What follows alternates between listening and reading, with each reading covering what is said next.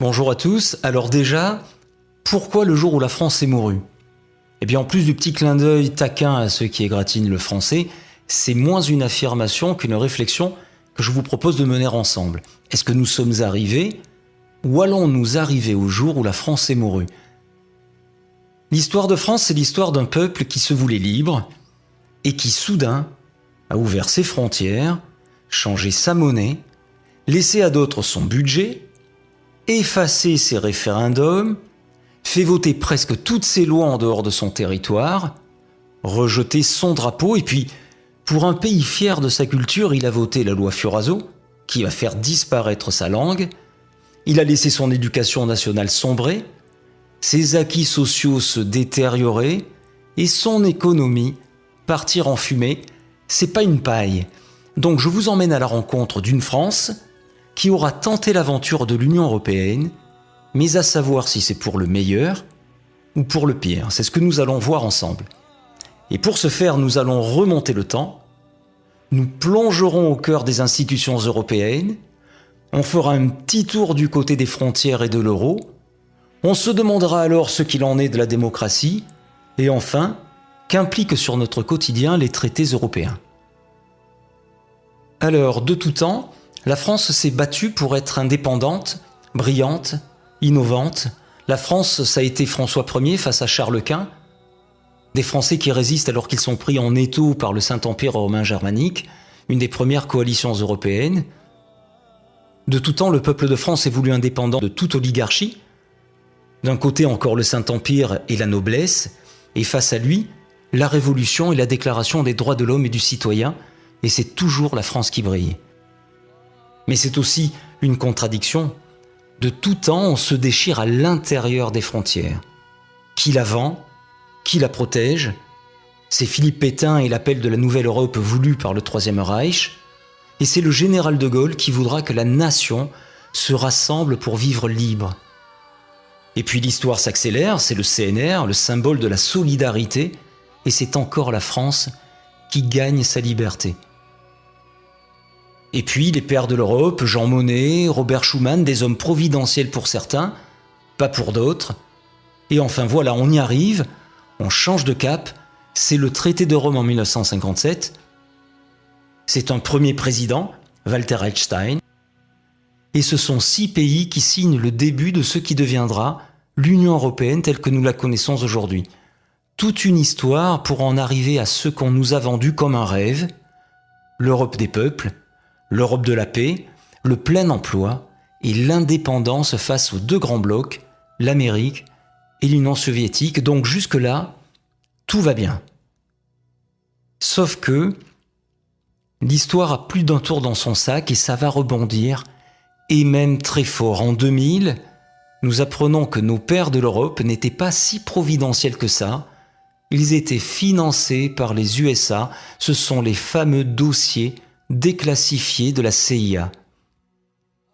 Alors on sait aussi que tous les présidents américains ont eu un regard bienveillant sur la construction européenne, pourtant bâtie pour leur faire concurrence. En tout cas, c'est ce qu'on nous a dit.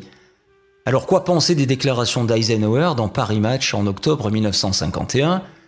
Rien ne pourra nous être plus agréable que d'apprendre que les États d'Europe se réunissent. Aucune décision pourrait mieux nous aider dans la tâche que nous poursuivons.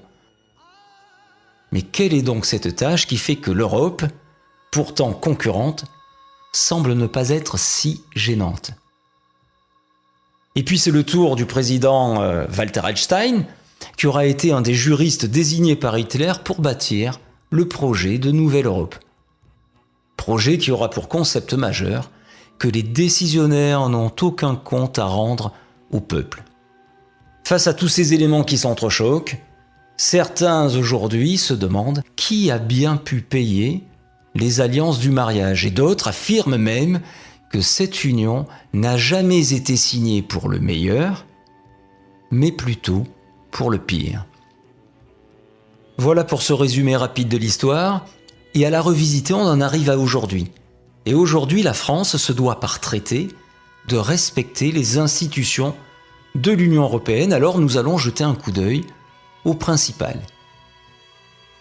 Leurs rôles sont définis dans les traités européens. C'est à la fois bien puisqu'on sait qui fait quoi, sauf que ça peut être un frein pour l'évolution de leurs compétences, surtout lorsqu'on sait qu'on ne peut pas changer facilement, voire pas du tout, le contenu des traités.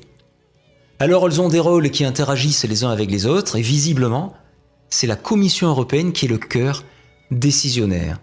Par contre, il y en a une qui semble n'avoir de lien avec aucune autre, on y reviendra. Donc, voyons celle qui joue un rôle majeur, le Conseil européen. Il rassemble les chefs d'État, peu souvent, et ne fait que donner l'orientation de politique générale. Vous allez me dire, c'est déjà énorme. Sauf que cette politique, elle est soumise à la direction donnée par les traités européens. Donc, c'est un frein à la liberté des chefs d'État de débattre de tout ce qui n'est pas contenu dans les traités. Et en ce qui nous concerne, qu'on l'aime ou qu'on ne l'aime pas, c'est pas le problème. C'est donc un frein pour la politique menée par notre président de la République en France. Il n'a pas vraiment d'alternative. Soit il suit les directives européennes, soit il décide de quitter l'Union. Alors ensuite, le Conseil de l'Union européenne, qu'on appelle aussi le Conseil, lui, il travaille en collaboration étroite avec le Parlement. Il regroupe un représentant de chaque ministère par État membre. Il s'occupe du budget et c'est lui qui vote les lois après donc discussion avec le Parlement. Le Parlement européen qui, lui, pour montrer l'exemple des économies qu'il nous demande de faire tout le temps, se partage entre Bruxelles et Strasbourg. C'est très pratique pour faire voyager les 751 députés qui sont élus dans les 28 États membres. Sans oublier bien sûr les tonnes de dossiers, les secrétaires, les collaborateurs. Ces députés, ceux pour qui l'on vote lors des élections européennes, ne sont en fait que consultés. En fait, ils aident le Conseil des ministres pour qu'il vote les lois. Et ces lois, elles sont votées à la majorité absolue ou qualifiée, ce qui fait qu'on n'arrive pas toujours à se mettre d'accord. Et dans ce cas, et c'est souvent, c'est la Commission qui finit le travail et qui adopte les lois selon ses propres critères à elle. Quels sont ces critères ? Eh bien, il faudra lui demander. Donc on sait qui vote vraiment les lois, mais qui les propose quand on sait que les députés, c'est-à-dire le peuple, ne peuvent pas le faire ? Eh bien, la Commission européenne, ou Commission. Elle regroupe le président, actuellement c'est Jean-Claude Juncker, 28 commissaires, un par État, qui eux ne sont élus par personne, c'est-à-dire ils sont choisis selon leur qualité. Mais la notion de qualité, eh bien ça, il faut aussi le demander à la Commission. Alors son rôle, c'est faire appliquer les lois et le budget. Ça c'est l'exécutif, comme en France. Et puis c'est elle qui propose donc les lois. Et quand on sait qu'elle a aussi un regard sur la justice et la force armée pour la sécurité de l'Union, et ça c'est loin d'être comme en France, alors c'est là qu'on est content d'être amis avec Wikipédia. Et Wikipédia nous dit « Une dictature est un régime politique dans lequel une personne ou un groupe de personnes exerce tous les pouvoirs de façon absolue sans qu'aucune loi ou institution ne les limite. » Alors de là à dire que ça peut être appliqué à l'Union européenne, je vous laisse voir avec vous-même. Et enfin, la BCE, la Banque Centrale Européenne, celle qui n'avait aucun lien avec personne, eh bien, c'est une banque. Elle reçoit l'argent de tous les pays membres, donc notre argent. Mais attention, on continue à s'accrocher, elle en fait ce qu'elle veut. Elle décide de la politique monétaire de l'Union, mais elle est totalement privée et indépendante. Et ça, c'est plutôt à mourir de rire, surtout avec l'argent des autres. Elle n'a aucun compte à rendre à personne, ni au chef d'État, ni à la Commission européenne, qui est pourtant le cœur de l'Union, ni aux Européens, ni même à la justice. Totalement en dehors de la planète. Quant à sa politique, c'est jouer contre l'inflation. L'inflation, pour faire court, plus il y en a, moins les riches sont riches. Sauf qu'en jouant avec une dose d'inflation, on peut aussi relancer la compétitivité et donc créer de l'emploi. Mais bon, vu qui est à la tête de la BCE, ancien collaborateur de Goldman Sachs, c'est pas vraiment la solution qui est choisie. Ensuite, l'Union européenne, c'est l'euro et c'est un marché sans frontières intérieures. Alors voyons ce qu'il en est pour la France. Une monnaie, en plus de son côté pratique pour échanger la valeur de son travail contre la baguette de pain qui est le travail du boulanger, c'est en fait le reflet de l'économie du pays. Les moyens de production, les salaires, la productivité, les acquis sociaux, la manière de vivre. Jusqu'en 2002, nous avions le franc. Et chaque pays souverain avait sa propre monnaie, c'était le reflet de ce qu'il était. Et ça, c'est la diversité. C'est ce qui fait qu'un Français n'est pas un Allemand ou un Italien. Et même si on nous parle de modèle allemand, eh bien c'est bon pour les Allemands. Nous, on est simplement différents. Et puis ça a du bon d'être différent, parce que ça permet d'échanger, puis ça permet de grandir de la différence de l'autre. Alors la monnaie, plus ton économie se renforce, plus elle devient forte. Et l'inverse est pareil. Et comme des vases communicants, quand ton économie se renforce, c'est un petit peu comme si la monnaie du voisin, elle perdait de sa valeur. Alors, avec ta monnaie, tu peux acheter une tomate de ton jardin. Mais selon la force de ton économie, si tu regardes dans le jardin du voisin, tu te rends compte que tu peux en acheter plusieurs pour le même prix. Alors bien sûr que c'est tentant, mais si le voisin il vient chez toi te vendre les tomates de son jardin, eh bien les tomates de ton jardin, elles vont pourrir. Alors là, plus de commerce, plus de travail et plus d'argent. Alors pour que les tomates des uns ne deviennent pas des bombes qui vont venir détruire les tomates des autres, eh bien à l'époque on savait réguler le marché. Comme ça, chacun avait sa chance de faire du commerce. Il ne viendrait d'ailleurs pas à l'idée d'un père de faire une course à pied contre son petit garçon en partant au même niveau. Ou alors c'est un fou furieux. Il va laisser une distance de compensation pour que chacun ait sa chance, bien sûr, d'arriver premier. Avec le temps, plus l'enfant grandit, plus le père va se rapprocher de lui jusqu'au jour où l'enfant il va devenir plus fort et c'est le père qui, lui, va partir le premier devant son fils. Et bien pour la monnaie, c'est pareil. On pouvait jouer sur le coût de la monnaie pour être plus compétitif. Et puis aussi, on avait des frontières avec des droits de douane. Et donc tout ça, ça permettait de faire du commerce en bonne intelligence. Et puis est arrivé l'euro. On nous a dit que c'était une monnaie unique, puis une monnaie commune. En fait, c'est pas ça. C'est un ensemble de monnaies homonymes à taux fixe. Même s'il y a la Banque Centrale Européenne, nous avons gardé nos banques centrales. Nous avons toujours la Banque de France. Mais notre monnaie s'appelle pareil que la monnaie de la Banque d'Allemagne, c'est l'euro. Des monnaies homonymes.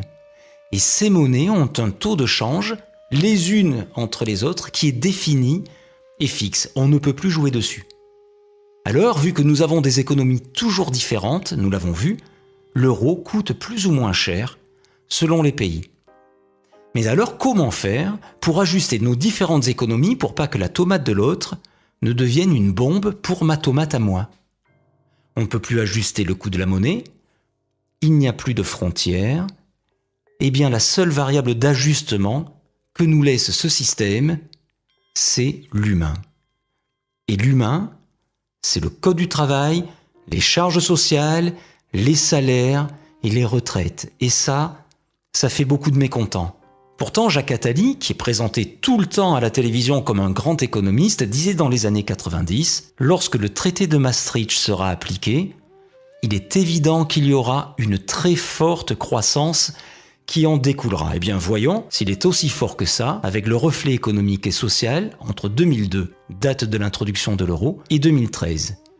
57,14% de chômeurs en plus dans la zone euro, de plus en plus de pauvres et de très pauvres en France. Et par jour, 600 emplois industriels qui disparaissent, une usine qui ferme et 700 Français qui tombent sous le seuil de pauvreté. Donc, n'en déplaise à Jacques Attali, la zone euro aura toujours été classée dans les dernières zones économiques au monde, comme en 2013, où elle aura eu un taux de croissance de 0,8%. Alors face à tous ces éléments, est-ce que ça serait un réel cataclysme de quitter la zone euro? Est-ce que l'euro est une bonne chose ou pas pour nous? À vous de voir. Alors maintenant, on va se pencher sur l'aspect démocratique de l'Union européenne, à savoir que je vais mettre de côté le débat des différentes déclinaisons de la démocratie, je ne vais garder que l'idée de gouvernance représentative, c'est-à-dire trouver la meilleure manière de gouverner pour que les citoyens se sentent représentés. Alors à la base de notre République, il y a Montesquieu. Et pour Montesquieu, les différents pouvoirs sont séparés. D'un côté, l'exécutif, au gouvernement, le législatif, c'est le peuple, et le judiciaire, totalement indépendant, ce sont les juges. Et là, on a vu que ça n'est pas la manière de procéder de l'Union européenne. Et puis l'article 1er du pacte de l'ONU qui impose le droit inaliénable des peuples à disposer d'eux-mêmes. Donc, voyons ce qu'il en est. Est-ce qu'on nous a demandé, en 59 ans, depuis le traité de Rome, si nous voulions appartenir à l'Union européenne? Alors pour le traité de Rome, c'est clair, il n'y a pas eu de référendum. Le premier référendum, c'est le traité de Maastricht en 1992. La question était de savoir si nous voulions de l'euro, mais pas si nous voulions appartenir à l'Union. On a dit oui, mais si nous avions répondu non, nous n'aurions pas eu l'euro, mais nous aurions été quand même dans l'Union européenne. Ensuite, un second référendum, c'est en 2005, la Constitution européenne. 55% des Français disent non, mais la question n'est toujours pas « est-ce que vous voulez de l'Union européenne ?» Et puis 3 ans après, la démocratie va encore plus souffrir, c'est le traité de Lisbonne, celui qui est imposé par la majorité de nos représentants, tous partis confondus, ou presque. Le traité de Lisbonne, c'est la Constitution que l'on a rejetée, mais dont les numéros des articles ont été intervertis. Le 104 qui devient le 181 et qui devient le 123. Là non plus, on ne nous a pas demandé si nous voulions appartenir à l'Union européenne. D'ailleurs, nous y sommes toujours. Mais il n'y a pas que les référendums. Madame Viviane Reding, vice-présidente de l'Union européenne, va déclarer en 2012 devant nos députés « Il faut lentement mais sûrement comprendre qu'il n'y a plus de politique intérieure nationale. » Alors ce qui veut dire que nos députés ne servent plus à rien, qu'ils ne nous représentent plus. Pourtant, la Déclaration des droits de l'homme et du citoyen de 1789 dit que la nation, c'est le peuple, c'est nous. Donc pour l'Union européenne, il n'y a plus de nation et donc il n'y a plus de peuple français. Ensuite, Jean-Claude Juncker, l'actuel président de la Commission, lui, il dira en pleine crise grecque en 2015 « Il ne peut y avoir de choix démocratique contre les traités européens ». Alors je peux me poser la question, s'il n'y a pas de choix démocratique, Jean-Claude, il y a donc ? Eh bien, il y a donc l'inverse, et nous savons tous ce qu'est l'inverse de la démocratie. Et puis pour finir, un dernier exemple avec Helmut Kohl, qui fut chancelier allemand, mais surtout qui fut à l'origine du traité de Maastricht. « Je n'ai pas soumis l'euro à référendum en Allemagne, car il va de soi que je l'aurais perdu. Je me suis comporté comme un dictateur. Merci Helmut. » Alors, face à tout ça, et ce ne sont que des faits, à nous de savoir si cette construction européenne nous est imposée pour notre bien, ou s'il faut s'en inquiéter. Alors, voyons qu'est-ce qu'il en est pour la France de nos jours.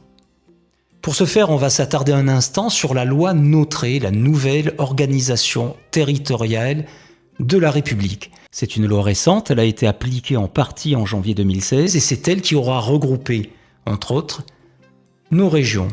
Alors pour regrouper des territoires ou changer leurs frontières, jusqu'à présent il fallait s'en référer au Code général des collectivités territoriales et donc aux citoyens. Sauf que cette fois-ci, on ne nous a rien demandé. Alors pourquoi ? Il faut savoir que le dernier référendum en France s'est déroulé en avril 2013 pour regrouper le Haut-Rhin et le Bas-Rhin, un petit peu comme nos régions en 2016. Là, il n'y a que les Alsaciens qui étaient concernés et les Alsaciens ont répondu non. Ah ben c'est pas bien. C'est en fait ce que disait Brecht. Brecht disait « Le gouvernement étant mécontent du peuple, il a décidé d'en changer. » Mais vu que c'était pas possible, alors Hervé Guémard, aidé de la majorité des représentants du peuple, a simplement enlevé du Code général des collectivités territoriales l'article qui imposait le référendum. Et c'est donc pour ça que l'Auvergne et Rhône-Alpes sont devenus Auvergne-Rhône-Alpes sans que les habitants n'aient été consultés. C'est d'ailleurs ce qui rentre dans la politique des eurorégions. Alors c'est quoi une eurorégion? Une eurorégion, c'est à peu près la forme administrative des États américains ou des Länders allemands. Et quand on regarde la carte des verts européens, on se rend compte qu'il n'y a plus que des régions. Les États ont disparu. Il n'y a plus de France. C'est d'ailleurs ce que nous explique François Asselineau dans sa conférence « Les eurorégions ». La France donne de plus en plus de compétences aux régions. Les régions vont devenir de plus en plus autonomes. Mais à force de donner toutes ces compétences, la France devient une coquille vide et elle ne va plus servir à rien. Les régions, elles, vont dépendre directement de Bruxelles. Et lorsqu'on va effacer les doublons administratifs, eh bien la France va disparaître. C'est une simple théorie, mais une théorie que l'actualité rend de plus en plus factuelle. Et puis bien sûr, l'Union européenne s'adresse à nous tous les jours. La loi des lois, c'est de moins en moins notre Constitution de 1958, ce sont les traités européens. Ces traités, nos gouvernements les appliquent, et même que parfois on est totalement perdu avec nos valeurs qui disparaissent. Alors, est-ce que c'est volontaire de leur part, ou sont-ils obligés? La première chose à savoir, c'est que l'Union européenne a des compétences qui lui sont propres. Ce sont les compétences exclusives qui ne regardent plus les États. C'est comme ça, et c'est pas autrement. Ces compétences sont l'union douanière, entre autres les taux, et ça peut provoquer des délocalisations, des règles de concurrence entre les États, et ça peut amener des privatisations, et puis la politique monétaire, on a vu ça avec l'euro. Et les États n'ont donc rien à dire sur tout ça. Ensuite, des compétences dites partagées, à savoir que dans les faits, on ne demande que rarement les avis des États. Alors il y a la politique sociale, ça c'est le code du travail, les acquis sociaux, la santé publique, puis l'agriculture, les transports, la justice, l'immigration, l'énergie, en fait presque tout ce qui est important. Mais à savoir que ces compétences-là sont soumises au principe de subsidiarité, c'est-à-dire que les États peuvent encore agir, mais jusqu'à ce que l'Union européenne s'en saisisse. C'est d'ailleurs pour ça qu'actuellement tout s'accélère, on le voit avec la France, qui applique entre autres la vision de Bruxelles sur le Code du travail. Si on rajoute à ça ce que l'on a déjà vu avec le Conseil européen, soit nos hommes politiques acceptent de suivre, soit ils décident de quitter l'Union. Alors l'Union, c'est donc les traités européens. Dans ces traités, il y a un article très important, c'est l'article 121 du traité sur le fonctionnement de l'Union européenne, le TFUE. Il impose les grandes orientations de politique économique, c'est-à-dire les GOPE. Les GOPE, on les retrouve dans un document annuel qui s'appelle « Recommandations du Conseil ». Alors certains disent que le titre pourrait être « Imposition du Conseil ». Ce qui donne le programme national de réforme. C'est la feuille de route annuelle de la France qui se présente comme ça. Et c'est bien marqué « Recommandation », que l'on pourrait traduire par « directive ». Recommandation adressée à la France par le Conseil européen. Alors là, les recommandations sont de 2014 et le programme de réforme, lui, est de 2015. Il y a un petit battement entre eux, mais à bien y réfléchir, c'est un copier-coller. Donc nous allons voir quelques exemples pour bien montrer que ce que nous vivons tous les jours, même si les médias n'en parlent jamais, c'est ce que l'Union européenne décide pour nous. Alors pour la loi Notré, on voit bien qu'il y a une colonne de recommandations à gauche et des colonnes d'application pour la France. Et très vite, qu'est-ce qu'on y lit? Décentralisation d'un côté, création de régions européennes et division par deux des régions, c'est ce qu'on a abordé tout à l'heure. Fusion des collectivités locales, et la France répond par la réduction des intercommunalités. Et là, on comprend que nos communes, telles que nous les connaissons, vont disparaître ou vont devoir se regrouper par agglomérations plus importantes, les fameuses agglos. Ensuite, éliminer les doublons. Et on lit transfert de compétences des départements. Et là, en plus des communes, ce sont les départements qui vont donner leurs compétences à la fois aux régions au-dessus et aux agglos en dessous. Et puisqu'il faut éliminer les doublons, alors les départements vont disparaître. Et c'est tout notre héritage de la Révolution française qui va partir en fumée avec les communes et les départements. Ensuite, jetons un coup d'œil sur l'agriculture. La France avait une agriculture de qualité et de terroir. Désormais, elle est soumise aux articles 33 et 39 qui imposent la productivité et le progrès technique. Eh bien, ça impose de regrouper les exploitations en exploitations gigantesques façon États-Unis, de plus en plus d'engrais, la réintroduction des farines animales et des OGM par l'Union européenne. Et lorsque la France a voulu s'y opposer, elle a payé près de 10 millions d'euros de pénalités. C'est aussi de plus en plus de normes sanitaires et administratives, mais aussi de moins en moins de protection avec l'article 32 qui favorise les échanges commerciaux, c'est-à-dire tout doit être fait à n'importe quel prix pour faire du commerce.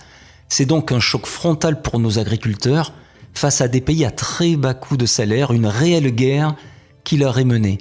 La France était 3 millions d'exploitations agricoles dans les années 60. Aujourd'hui, les agriculteurs sont moins de 400 000. 2 agriculteurs se suicident tous les 3 jours. Et l'Union européenne qui continue des accords de libre-échange comme celui entré en vigueur en janvier 2016 avec l'Ukraine, qui a un salaire minimum 35% moins cher qu'en Chine. Une guerre qui ne fait que commencer quand on sait que le TAFTA va nous être imposé. Le TAFTA, c'est un accord de libre-échange entre les États-Unis d'Amérique et l'Union européenne où seuls les plus forts résisteront. Pour nos services publics, si je connais personne qui aime payer des impôts, nous sommes nombreux tout de même à nous dire qu'à en payer, au moins que ça finance ce qui peut nous faciliter la vie. Alors on a beau critiquer nos fonctionnaires, ou nous faire critiquer nos fonctionnaires, comme pour mieux les faire disparaître, un facteur, c'est du lien social. Surtout lorsqu'ils visitent une personne seule. Et c'est important le lien social. Nos pompiers, nos infirmières, on aurait été content de les trouver lors des attentats en France. Le train, ça relie aussi les hommes, et nos écoles, ça fait la France de demain. Alors que restera-t-il de tout ça avec l'article 106 du TFUE qui interdit aux États de financer les entreprises publiques? Si l'État ne peut plus financer les entreprises publiques, alors c'est l'annonce de la privatisation de nos services publics. On l'a vu avec l'EDF, on le voit avec la SNCF. Et si on laisse aux banques le droit de financer l'éducation de nos enfants un jour, c'est leur avenir qui sera conditionné à la rentabilité. Et la rentabilité, ça fait pas bon ménage avec la culture. Si on regarde dans le programme de réforme, on lit qu'on s'attaque aux professions réglementées. Alors ça donne les taxis Uber. Et cette ubérisation, elle risque de s'appliquer à tous les métiers, pas simplement les taxis. Tous auto-entrepreneurs. Et pourquoi pas, plus de salaire, de charges et de retraites telles que nous les connaissons. Et puis on parle de concurrence et on répond par la libéralisation des transports. La fameuse loi Macron qui n'a absolument rien inventé. On va privatiser la SNCF et mettre de plus en plus de cars sur les routes, même s'ils vont polluer bien plus. Mais des cars, surtout, qui pourront être conduits par du personnel moins qualifié que pour conduire un TGV. Et là, eh bien, ça fait appel à des travailleurs détachés. Les travailleurs détachés, ce sont des travailleurs qui viennent de loin, mais qui coûtent beaucoup moins cher qu'un travailleur français. Alors ça peut être bien de voyager pour pas cher, mais si ça met tout le monde au chômage, alors on peut se demander qui pourra encore voyager, même pas cher. Et ça prépare l'arrivée du TISA. C'est comme le TAFTA, mais en pire, entre les États-Unis, l'Union européenne, mais aussi avec une vingtaine de pays tout autour de la planète, un accord de libre-échange sur le commerce des services. C'est toute notre manière de penser les services et donc la fin de nos services publics qui est annoncée. Tout ça nous amène obligatoirement à l'emploi. La réponse le plus souvent donnée par nos hommes politiques lorsqu'ils ne savent plus quoi dire, c'est le mot mondialisation. Comme si c'était tombé du ciel et que c'était inévitable. Sauf que la mondialisation, ce n'est autre qu'un ensemble de lois qui dérégulent tout ce qui nous protégeait auparavant, mais qui, bien entendu, limitaient les profits. Donc, entre autres, les traités européens nous imposent l'article 26. L'Union européenne est un espace de libre-échange, c'est-à-dire on fait ce qu'on veut, et non faussé, c'est-à-dire que les États n'interviennent plus d'aide. L'article 32, on l'a déjà vu, pour les échanges commerciaux avec les États membres, c'est-à-dire les 28 États de l'Union européenne, mais aussi les pays tiers, c'est-à-dire tout le reste de la planète, et même la Chine. Le principal, c'est le commerce. Mais qu'en est-il des acquis sociaux et du niveau de vie des travailleurs ? Mais aussi l'article 63, lui c'est le plus intéressant. Toute restriction de mouvement de capitaux est interdite. C'est-à-dire que si j'ai une usine en France, si je la vends, personne ne m'interdira de prendre l'argent pour aller construire une autre usine dans un pays comme la Pologne où le coût de travail est beaucoup moins cher. En fait, l'article 63 interdit d'interdire les délocalisations. C'est d'ailleurs l'exemple de Florange et Gandrange, les usines d'ArcelorMittal. La droite et la gauche auront eu chacun la leur, et ils nous auront tous dit qu'ils allaient se battre contre les délocalisations. Ils se sont même fait élire sur ce thème. Peut-être qu'ils avaient dû rater les cours où l'on parlait de l'article 63, ou alors ils savaient, mais alors là ils nous ont menti. Quoi qu'il en soit, les usines ont été délocalisées. Alors quand on sait tout ça, et que le SMIC de la Bulgarie est de 173 € par mois, alors pour être moderne, je dis, c'est pas lol. Ensuite, l'Union européenne vient nous parler de restrictions de retraite alors que ces articles organisent la fuite de notre industrie et de nos emplois. Et la France répond par des hausses de cotisations de retraite et d'une plus longue durée de cotisation. Alors pour créer de l'emploi, on va baisser les allocations chômage, comme si ça avait un lien, et on va faciliter les petits boulots, donc précaires. Et comme si ça ne suffisait pas pour des Français qui se paupérisent, on va s'attaquer aux prestations sociales et au remboursement de santé. La santé étant d'autre part, il faut le savoir, soumise à 2 articles des traités européens qui évoquent des impératifs de rentabilité. Alors est-ce que ça annonce la privatisation de la sécurité sociale ? En tout cas, c'est une explication à la baisse des remboursements. Ensuite, très vite pour montrer que la loi s'applique bien entendu à tous les secteurs, l'immigration. Alors on sait que ça fait de l'audimat, on sait que c'est un bon thème pour les élections, mais on oublie surtout qu'on parle d'humain et que ça crée de la misère, de l'exaspération autant chez ceux qui arrivent que chez ceux qui vivent déjà ici et qu'on n'écoute plus jamais. On le voit avec les événements de Calais, on le voit avec les événements des migrants. Mais que fait le gouvernement ? C'est ce que j'entends tout le temps dire. Eh bien, rien. Puisque ce sont 4 articles des traités européens qui décident des entrées et des sorties du territoire, du regroupement familial, du droit d'asile et des expulsions du territoire. Donc ceux qui vous disent qu'ils vont agir contre l'immigration sans vouloir sortir de l'Union européenne, et donc de ces articles-là, ne vous disent pas la vérité.